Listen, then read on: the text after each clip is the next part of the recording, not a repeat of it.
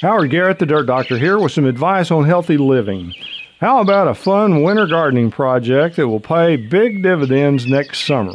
You can grow your own papayas from seed, and it's time to start right now.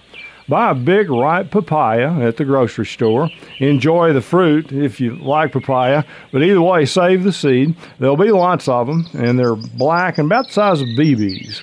Wash the seed and put them on newspaper or butcher paper to dry. Once dry, wet them again, but mist with Garrett juice, and plant in healthy organic potting soil, either in a flat or in small individual pots. If you start the seed in flats or small pots, step the small papaya plants up to gallon containers or 6-inch pots after they're about 3 inches tall.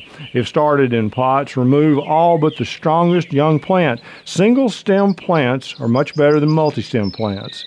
Given good light, warmth, and mild organic fertilizer, your plants should get off to a good start and be at least 2 feet tall before it's warm enough in April to plant them outside in beds or large pots. The kids will enjoy the process, and you'll love the big tropical plants next summer.